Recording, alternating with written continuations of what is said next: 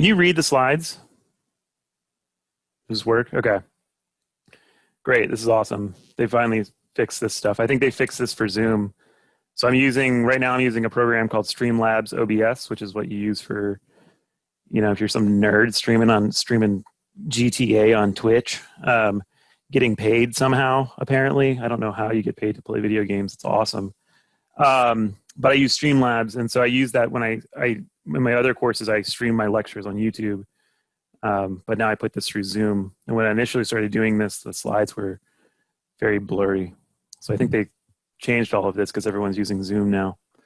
Okay, so we can break up vineyard operations into cultural and chemical operations, right? So our cultural operations are the things that we're doing by hand, essentially, or we used to be doing by hand, but we're trying to mechanize now more and more because labor is our largest cost sink in a vineyard, right? And we don't make money in vineyards. Contrary to popular belief, our average internal rate of return in a contract vineyard is 1 to 5%, right? At that point, you might as well just take your money. If you've got all the money to plant a vineyard out, take that money, put it in an index fund, and you're going to make more. Your returns are going to be higher in that index fund, and it's also going to be a lot easier on you. Why do you plant a vineyard then? Like a contract vineyard, you own a value-added asset, and you don't actually make money from the vineyard itself, really, especially when you factor in opportunity costs. If you just look at cash returns on a vineyard, you're going to make positive cash returns by year 11 to year 13, generally. But when you factor in opportunity costs, you never make any money on that vineyard. Where you make your money is when you sell that vineyard to somebody else. Okay? So a lot of these things are trying to mechanize, and I'll show you the mechanization stuff in this lecture. But we've got canopy management here, so things like shoot thinning, suckering, shoot positioning, wire lifting, leaf removal, hedging. Pruning, which in many ways, let me get rid of Zoom so I can see what I'm pointing at. In many ways, I would almost consider pruning kind of like canopy management as well. People don't really, but it kind of is, right? Because that's when you're pruning, you're setting up your canopy for the next year and you're setting up your crop for the next year. Fruit thinning, of course, harvest, like cultivation, which is like, tillage, irrigation. These things are all fall into cultural management. And then, of course, chemical operations are fertilizers, fungicides, herbicides, that sort of thing. If you do soil fumigation, we don't really so much do soil fumigation, or if people do, they don't discuss it. But yeah, that's kind of an old school thing. We can't really now, especially in the developed world, we can't really get away with soil fumigation anymore. But there are parts of the Central Valley of California that without fumigating soils, they wouldn't be usable for grapes now. And strawberries were fumigated as well for certain soil-borne pests. Soil fumigation, by the way, is like, if you don't know, it's you take like tines behind a big tractor or behind a caterpillar, and then you rip through the ground about 3 feet, and then you're injecting a chemical into the soil, and then it's fumigating the soil with this chemical, and it's killing essentially all life in the soil within like the first 3 feet of soil. But it was really useful, especially in grapes, for nematodes. So in the Central Valley of California, there was some heavy nematode pressure. They would vector a virus called fan leaf. And by fumigating those soils, they were actually able to make those vineyards, make that land suitable for vineyards for a while until the nematodes come back. Okay. And also feel free to, if you have questions, feel free to just turn your mic off and then ask a question. That's totally fine. I can't see, if you're typing questions, I can't see those. So just vocalize them. All right, so let's talk about canopy management. So the goal with canopy management is just opening up a fruit zone, right? The main reason for doing all of this stuff is disease management. So you're going to get more spray to your fruit, So because your fruit's no longer being occluded by all those leaves that were in front of it. You're going to get more UV light on your fruit, right? Because UV is incredibly destructive. It burns our skin and it kills microbes. And you're going to get more airflow, so things are going to dry out in your canopy, right? So higher humidity is going to, be worse for disease than lower humidity. So dry that stuff out, get light in there, get more spray. But so another benefit of this is truly the primary reason that we're doing it. One of my buddies, Alec Levin, who's a researcher in Southern Oregon, he has a funny way of talking about viticulture where he's just, what does he say? Prune, spray, harvest. Like he's like, that's all you have to do. It's not that hard. Prune, spray, harvest. And he's right. Those are the things you really need to do. If you can't get your fruit to the door clean, nobody's going to care about your fruit, right? That's all you really need to do is get clean fruit to the winery. And then the rest of this stuff, quality and stuff, is kind of icing on the cake. So our other goal with canopy management is achieving desired fruit quality. So we can do things like promoting phenolic development, so getting broader mouthfeel, more luxurious mouthfeel in our reds, increasing positive aromas, right? Varietal aroma, by the way, if you don't know what varietal aroma, so we're growing cultivars, not varieties, but we call them varieties as an industry.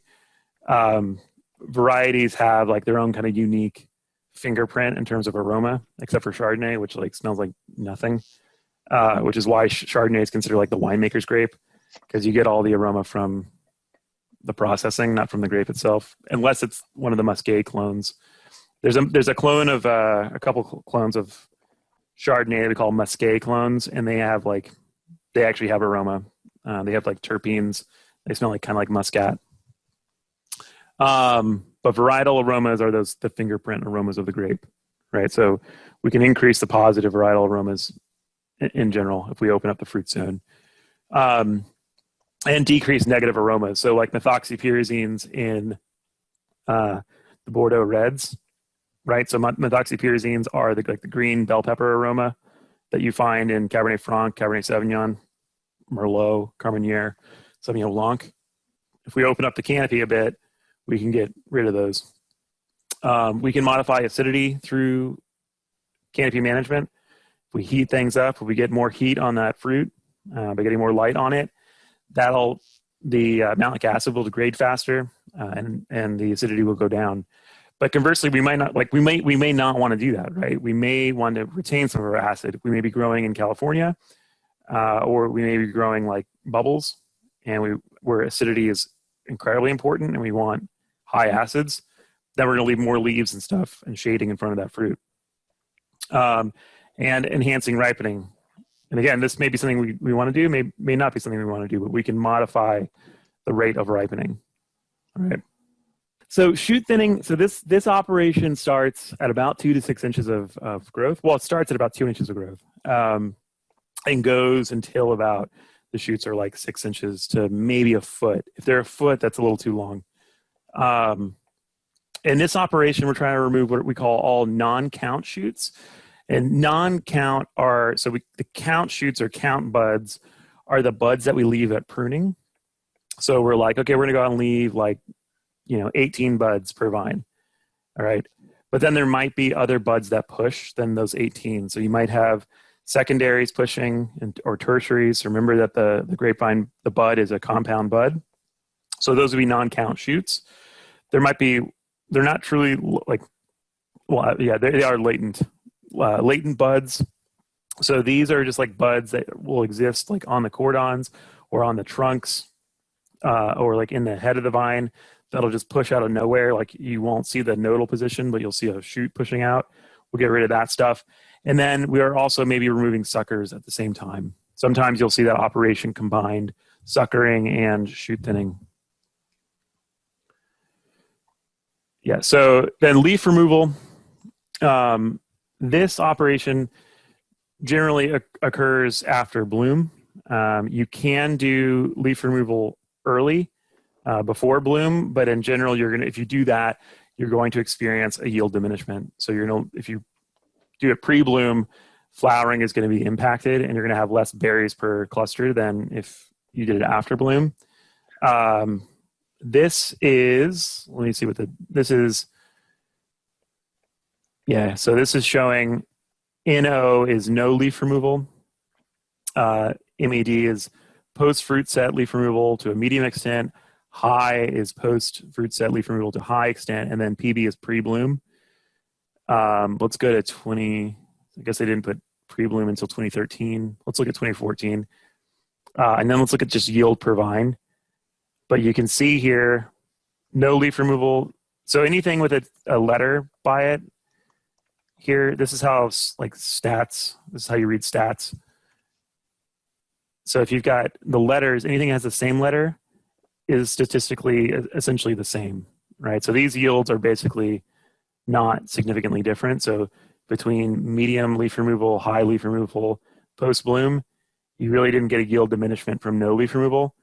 But then look at pre-bloom, right? Giant reduction in yield, almost half a reduction like of yield when you removed it pre-bloom.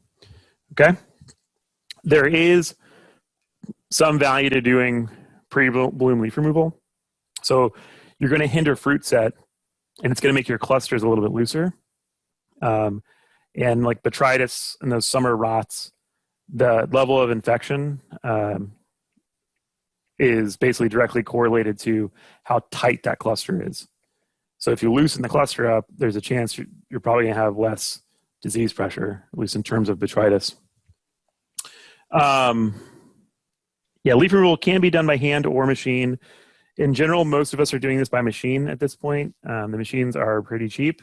They do just as good a job as the hand. And actually, I would say they even do a better job because you can get through the job much faster.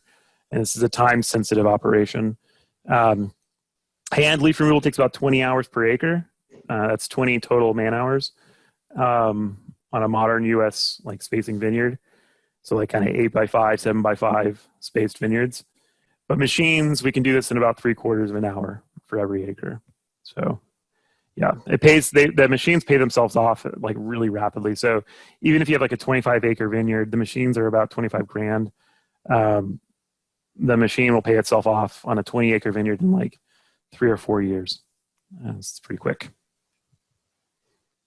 This is kind of hard to look at, but the first letter in these treatments is leaf removal severity. So the first, so you have heavy, light, and then the second letter is early or late. So what you're seeing, let's just look at the VSP here. So this is vertical shoot positioning. You've got heavy late here and the control where they really didn't remove any leaves. And then this is disease severity. I don't know exactly what disease we're looking at here. But you can see like there's not much of a difference there. So this is why this is a time-sensitive operation. You want to get this done early. So you see that's heavy late, and that's heavy early, and light early. So that's within like the first couple weeks of bloom, getting that done. Okay. And then this here, this is showing like just like I said, this is we're doing these kinds of operations not just for disease management, we're doing them for qualitative improvements as well, right? So this is polyphenolic concentration. I don't remember what variety this was, but it's a red variety, obviously, because otherwise they probably wouldn't be looking at the cyanins and polyphenols. But you can see, so this is no leaf removal. This is total polyphenolics over here. Oh, and let me, so you can see it again. So the letters, if the letters are different, then those numbers are different, right? Like statistically, there's statistical significance if they're different. So you see A up here, and then you have C's here. So it's statistically significantly higher in this is PF is pre-flowering leaf removal, and then BS is berry set leaf removal. And you see you get an improvement or an increase in polyphenols, right? So polyphenols, if you don't remember, right, so phenolics, generally, so a lot of the phenolics contribute to mouthfeel, so astringency, bitterness, right? Just breadth and depth on in your mouth. But there's also color, right? So anthocyanins are also phenolic. And so if you look over here, you also get an increase in anthocyanins, right? So there's no leaf removal, there's pre-flowering, and there's berry set leaf removal. Okay.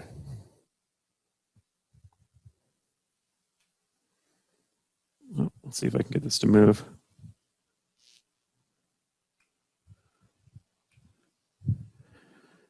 Okay, and then this is kind of more of the same, really, but I'm going to skip the tannin part because you understand that, like, you remove leaves and then you get an increase in tannin in general, right? And in this case, there wasn't really much of a.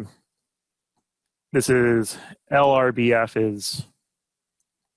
I think this is before flowering, and AF is after flowering. But in this year, there wasn't much of a difference, but you really see a big difference here between no leaf removal and leaf removal.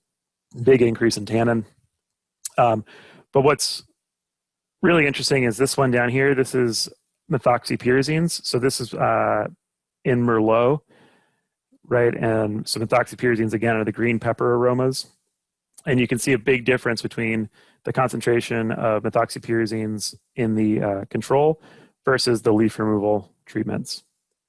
Because light, if you put light on the fruit from fruit set to veraison, you'll get less biosynthesis of methoxypyrazines. And then if you heat the fruit up from veraison to harvest, that heat degrades the methoxypyrazines. Okay. Then this is, who here has seen, I'm going to pull it up so I can see your faces. Who here has seen a spider plot before? Have you guys seen these? Yeah. So mostly the food science students, for sure. You guys probably see these in every class. I love these things. Okay. Let me go back to the other view. So this is interesting because this is the same thing. And like what's weird, so this is kind of what you need to look at when you're going through research. You need to look at like this data, which is just the chemical analyses. But then the question becomes, can I actually sense it? When you take this fruit and you turn it into wine, can panelists like actually pick up the differences here? We really don't care about the absolute values, like some concentration. Who cares about this? We're not reading wine, we're tasting wine. So in this case, you can't. So that's just something to look at when you're doing your own research for these papers. So there's not really, the only differences here in these treatments have been, let's see, so NS is not significant, and anything with a star is significant. So there's a difference in astringency, and then there's a difference in, let's see, a color attribute. So they're seeing a big difference in color in the, whatever the leaf removal before flowering has the greatest intensity of color. And then with astringency, leaf removal after flowering has the greatest astringency. Okay. So it's interesting that like you have this huge, what looks like a giant decrease in methoxypyrazines over here from leaf removal. But when you go and look at the sensory data, they're not picking it up in terms of aroma. So there's retronasal, or whatever they're calling it. And then this is, so like this is in your mouth when you're slurping the wine, and then this is when you're smelling it in the glass, and there's no difference in those wines. But I will say in general, leaf removal does decrease the perception of those herbaceous aromas. Okay. Yeah. Let me just check the time. Okay. So yeah, so remove leaves early. I say do it within about 3 weeks from fruit set if you can, 3 to 4 weeks. And then you'll start accumulating things. So you might be concerned about sunburn, but the reality is the earlier you remove leaves, the quicker you start accumulating kind of sun protectants like quercetin, which is a phenolic, epicuticular wax, which we also call the bloom on the grape. That's just the wax, and carotenoids, right? So you can actually, like, truly, even in Napa, you can, if you go out right at fruit set, like literally right at fruit set, like no berry growth has happened, and you remove all the leaves in the fruit zone, make it totally naked, that cab will be fine. You won't experience sunburn because you'll accumulate so many phenolics and protectants that it's fine. I would not recommend doing it unless you're doing it on a research scale, because you have a very limited window of time to actually do that. So hedging, this is an operation that's conducted when canopies reach the height of the trellis, or a little above, right? So if your trellis is 7 feet, at 8 feet, we're going to go out and hedge. And we're doing this to avoid row to row shading, because remember, we want 1-to-1 ratio with our canopy height to alleyway, at least 1-to-1, right?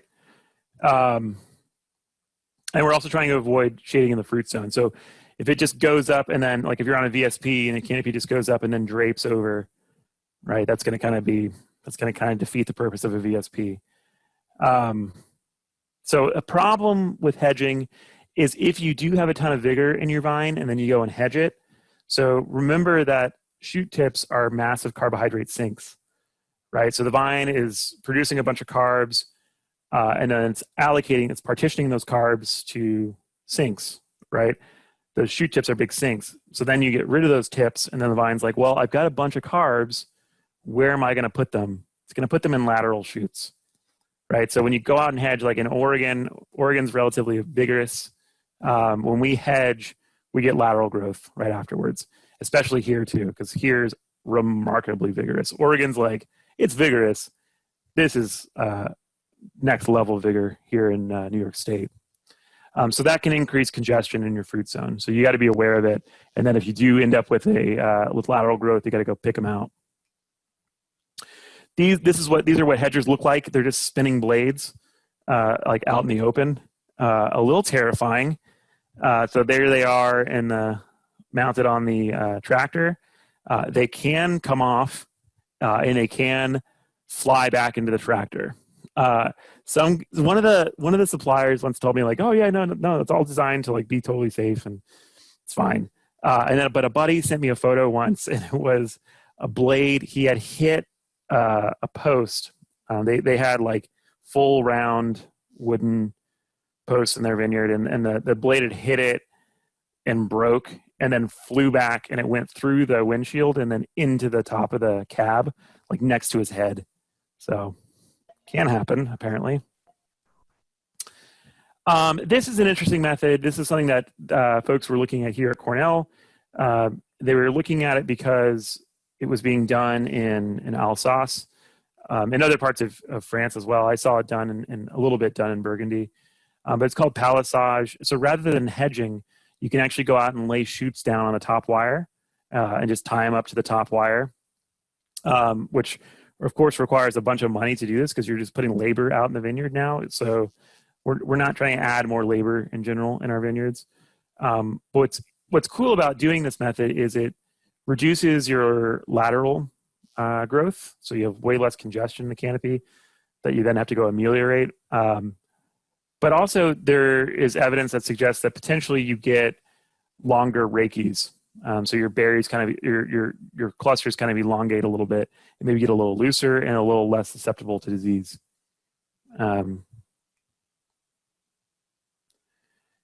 Yeah, this is data from Justin France. This is one of Justine's former grad students, where they were looking at hedging, and then these are palasage techniques, tucking or wrapping. But you can see, what are we looking at? This is lateral shoot counts. But you can see in general, like with the wrapping, they've had a pretty big reduction in lateral shoots. Okay. And for some reason, there's a big difference in the amount of lateral shoots in 15 versus 16. probably relates to rainfall. Okay, suckering. So suckering is when you're removing suckers and water sprouts. Remember, suckers are the things that come from the roots, and then water sprouts are those latent buds on the trunk from scion. We call it all suckers essentially. This sometimes is done with shoot thinning. I don't do it with shoot thinning, and I recommend that people don't do it with shoot thinning because you really want to give folks one clear task at a time to do. Once you start having people do suckering and shoot thinning in one operation, it tends to take people's attention away from the particular task. There are different ways of doing this. You can do it by hand, machine, or with chemicals. This is what it looks like in kind of high-end vineyards, like in Napa. A lot of it is done by hand because we're trying to reduce chemical usage and the kind of luxury into this sector. But when you're in the Central Valley of California and you're growing 3,000 acres of grapes, there's no way you're putting people out and doing this by hand. But you can see this fellow here is going through and just kind of rubbing trunks and taking all that green growth off. The reason you're doing this is because that green growth doesn't get hit by fungicides. It just vectors disease, right? And then another big reason is, like, how do you think this is kept without weeds beneath the vine? Herbicide, right? So we go through and we'll use like Roundup, and Roundup is a broadleaf, broad spectrum systemic. So it'll hit the sucker and then go through the whole vine.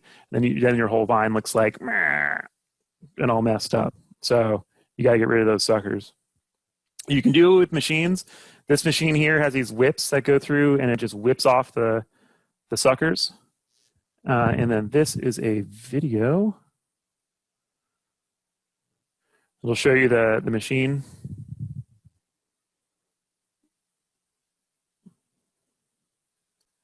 So there it's going through. It's doing a little bit of mowing as well, but it's also whipping off the suckers. Okay, cool.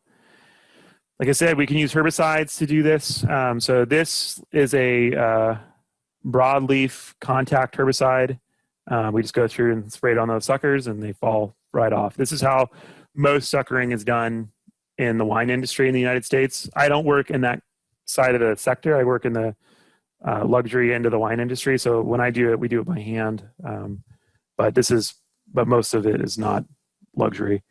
So again, we do this at about 2 to 6 inches of growth. We do it when those suckers are succulent. Yeah.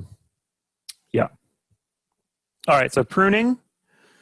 So the goal here is to leave enough buds to like balance the grapevine. So if you all took 1104, which you should have, unless you were an MPS student, but in 1104, we talked about balancing what vine balance is and how to quantify it using Ravaz indexes and all that sort of stuff. But truly, the Ravaz index is not good for measuring vine balance, but it's what we have.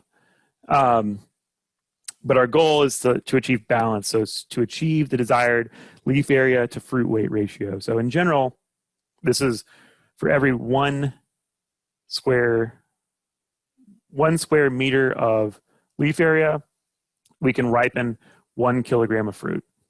Okay, cool. And this operation is generally executed between December and April, unless you're here on the East Coast, in which case you want to start this in about February because you're trying to, you've got those winter freezes you've got to deal with. So you want to start your pruning after the hardest freeze because you need to know if, are you going to have a bunch of bud loss? And then if you have a bunch of bud loss, then that'll determine how you prune. So pruning method is going to determine, it's going to depend on things like basal bud fertility. So like if you're growing Thompson seedless in the Central Valley of California, you're going to cane prune it. Those basal buds are not fertile at all. So yeah, cane prune those bad boys. Otherwise, like varieties like Cabernet Sauvignon, it's fine if you go spur prune. It's fine. The basal buds are slightly less fertile than nodal positions 3, 4, 5, but not infertile enough to really matter.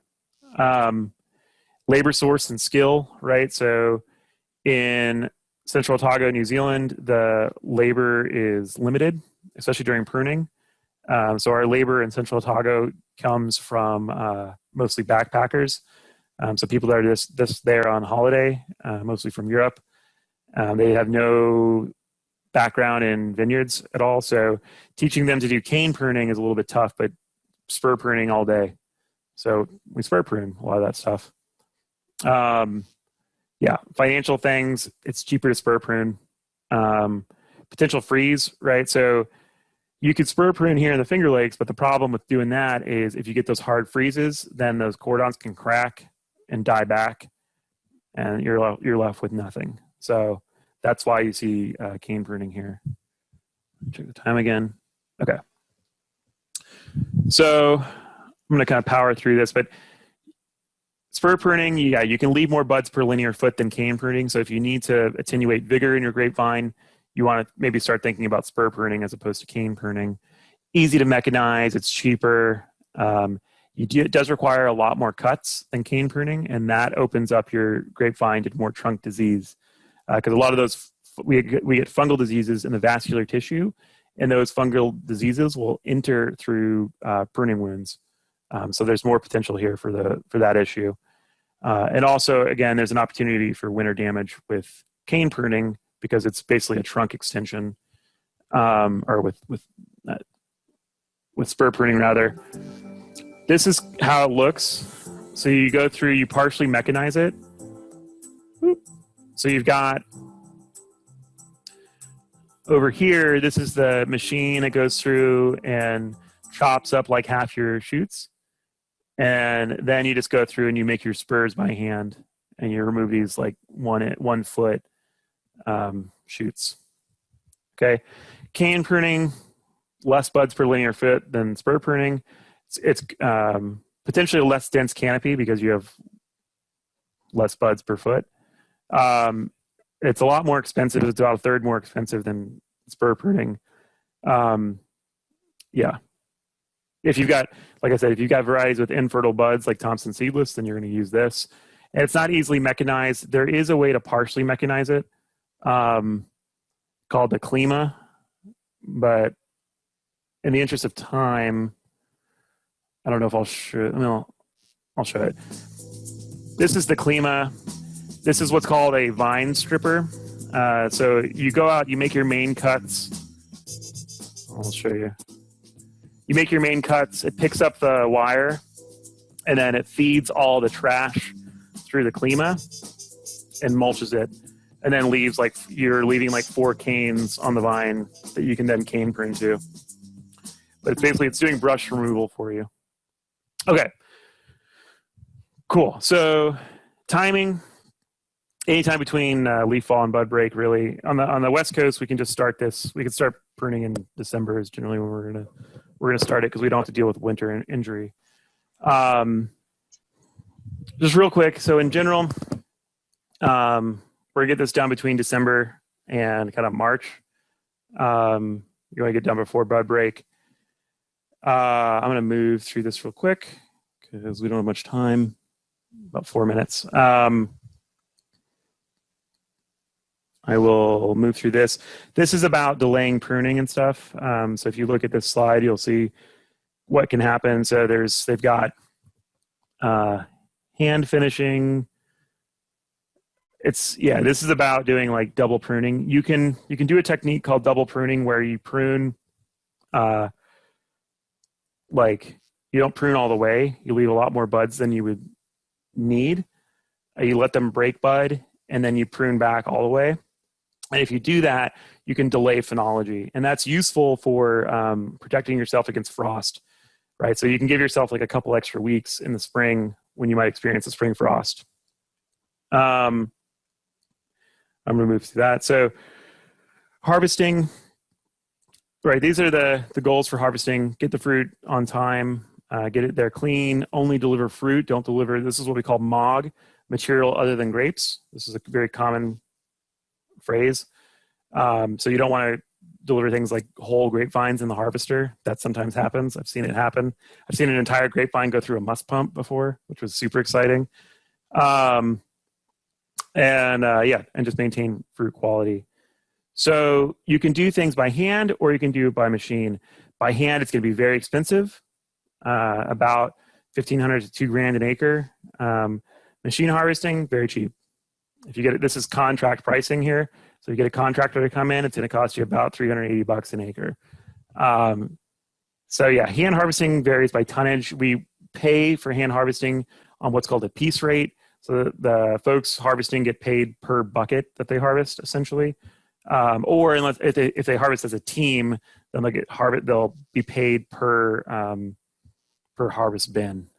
Yeah, but they can people picking grapes can actually make pretty good money doing it. On average, they make about $20 to $30 an hour. I had a woman on my crew that made about $50 an hour consistently. So hand harvesting, the advantages are you maintain fruit integrity, so you don't oxidize as quick, and you're not macerating as much. You can sort out the mog, because with hand harvested fruit, you can put it on a sorting line and sort it at the winery. You can sort out things like diseased fruit, and you don't have to buy a $400,000 machine. Right? That's how much the machine harvesters cost, about $350 to $400,000. Disadvantages, of course, with hand harvesting, it's incredibly expensive compared to the machine. It's subject to labor availability. Labor is not available on the East Coast. It's a huge problem here. But even on the West Coast, our labor is becoming more and more scarce every year. These are kind of issues with piece rates. So with machines, it's much cheaper. Don't need as many people. You can do this operation easily at night. You can hand harvest at night too, but it's a little more dangerous and a little slower. And you can just get a ton of fruit in really quickly. Of course, you got to buy the machines. It's really difficult to sort the mog out in this case. You can if you put it through an optical sorter. And you can't easily sort out undesirable fruit. Again, you can do that if you have an optical sorter. You're going to get a little more maceration of fruit because it just shakes the grapevine, the fruit falls off, it goes into a bin, and then soaks a little bit before it gets into the winery. So you're going to pick up maybe more phenolics. You might have a little more oxidation of your juice. But also, slope, if you're on slopes, it can be really hard to use machines, and sometimes impossible, especially if it's wet, which oftentimes in the fall, you have heavy dew sets, and that's enough to not get the machine up. The question always is, how's quality between hand and machine? In general, I will say I've run hand and machine trials on Pinot Noir in Oregon using the new machines. No difference in quality whatsoever. The only kind of 1 year we had a difference, and we had an increase in fruity aroma in the machine harvested wine. But here you can see these are sensory descriptors here, and these are scores for those descriptors. And you can see basically no significant differences in descriptors except for tropical fruit and hue saturation. And you can see there's a hue saturation is greater in hand pick with no sorting and machine picking with no sorting. Actually, machine picking with no sorting is the greatest hue saturation. And then the greatest tropical fruit aromas in this case, this is Pinot Noir, is the hand picking with no sort. The rest of the descriptors are not different. And really, people could not discern between the wines in this study. Same thing here. This is Sauvignon Blanc, machine versus hand. These are sensory scores. And you can see things like the machine actually had higher aromas of thiols. So passion fruit, boxwood, those really nice aromas in Sauvignon Blanc. There were much more in the machine. That's probably a function of cold soak. Less sour, and that's probably, again, a function of cold soak. You're extracting potassium from the skins, and the TA is going down. More tropical fruit aroma. More less grapefruit slightly. But in this case, with the machine, with the Sauvignon Blanc, the wine actually ended up becoming better. So I think they did preference as well, and people preferred the machine harvested fruit over the hand harvested stuff. So it's not as clear as just like machine's worse. It's not actually worse. And the machines now, like this, if I go back, this study here is done using what's called a Poulenc selective. And the Poulenc selective has an onboard sorter, so it takes out a lot of that material other than grapes. So like the leaves and stuff that would contribute methoxypyrazines, those are gone now. And so that's kind of solved a lot of the qualitative issues with machine harvesting. The old machine harvesters were rough. The new ones are not. Okay, cool. So that's it.